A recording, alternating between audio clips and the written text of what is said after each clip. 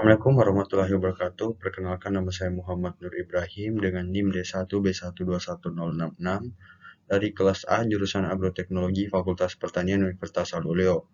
Di sini saya akan mempresentasikan hasil tugas saya, yaitu tugas mata kuliah pertanian berkelanjutan. Yang pertama, revolusi hijau, dampak batasan dan jalan di depan.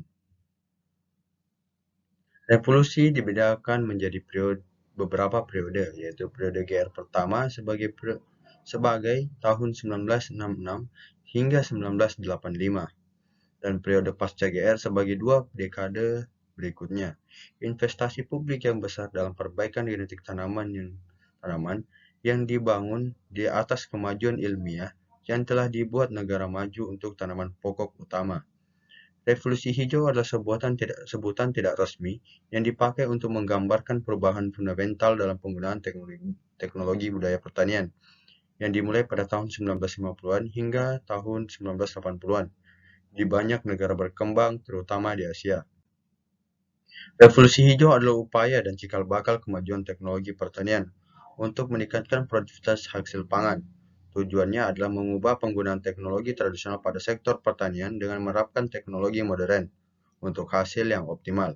Revolusi hijau berkontribusi pada pengurangan kemiskinan yang meluas, mencegah kelaparan yang bagi jutaan orang, dan menghindari konversi ribuan hektar lahan menjadi budidaya pertanian. Pada saat yang sama, revolusi hijau juga mendorong bagiannya dari konsekuensi negatif yang tidak diinginkan. Seringkali bukan karena teknologi itu sendiri, melainkan karena kebijakan yang digunakan untuk mendorong intensifikasi sistem pertanian secara cepat dan meningkatkan persediaan pangan. Kedua, revolusi 4.0, industri versus pertanian dalam pengembangan masa depan UMKM. Pendekatan industri 4.0 memungkinkan terciptanya lingkungan di mana semua elemen secara terus-menerus dan mudah digabungkan bersama. Semua perangkat, misalnya GPS, sistem M, cyber fisik, dan fungsionalitasnya dialamatkan sebagai layanan yang terus-menerus berkontribusi satu sama lain, hingga mencapai tingkat koordinasi yang tinggi. Dengan cara ini, kemampuan untuk mengkoordinasikan kegiatan sangat penting untuk meningkatkan manajemen rantai pasokan, di mana optimasi biasanya memerlukan perenungan banyak elemen dalam persaingan terus-menerus satu sama lain. Terlepas dari keunggulan industri 4.0, perusahaan besar, usaha kecil, dan menengah sering menghadapi komplikasi dalam proses inovasi karena pengembangan inovasi dan teknologi yang berkelanjutan. Kondisi seperti ini membuat sulit untuk memantau perusahaan, juga meningkatkan kompleksitas proses ini dapat diimplementasikan. UKM, seperti pelaku industri, harus berupaya meningkatkan manajemen operasi mereka, misalnya pengendalian produksi, perencanaan, pelaksanaan, pengukuran kinerja operasional, dan penilaian, dan memenuhi kebutuhan pelanggan yang lebih kompleks. Evolusi 4.0 terjadi secara paralel dengan evolusi serupa di sektor industri 4.0. Berdasarkan gagasan untuk manufaktur masa depan, pertanian 4.0 seperti industri 4.0, singkatan dari interaksi internal dan eksternal gabungan dari operasi pertanian, menawarkan informasi digital dalam semua sektor dan proses pertanian, bahkan di bidang pertanian seperti di sektor industri. Revolusi 4.0 merupakan peluang besar untuk mempertimbangkan variabilitas dan ketidakpastian yang melibatkan rantai produksi pertanian pangan.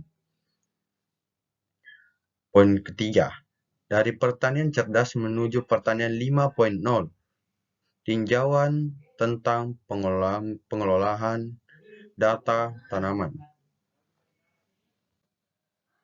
Informasi yang ditawarkan tanaman berubah menjadi keputusan yang menguntungkan hanya jika dikelola secara efisien. Kemajuan saat ini dalam manajemen data membuat pertanian cerdas tumbuh secara eksponensial karena data telah menjadi elemen kunci dalam pertanian modern untuk membantu produsen dalam pengambilan keputusan penting. Keuntungan berharga muncul dengan informasi objektif yang diperoleh melalui sensor dengan tujuan memaksimalkan produktivitas dan keberlanjutan.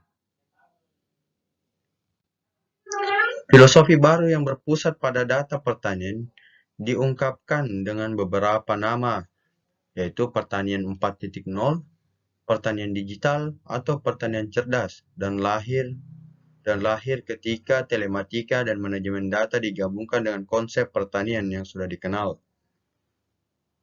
Meningkatnya akurasi operasi, akibatnya, pertanian 4.0 didasarkan pada prinsip pertanian presisi dengan produsen menggunakan sistem yang menghasilkan data di pertanian mereka yang akan diproses sedemikian rupa untuk membuat keputusan strategis dan operasional yang tepat.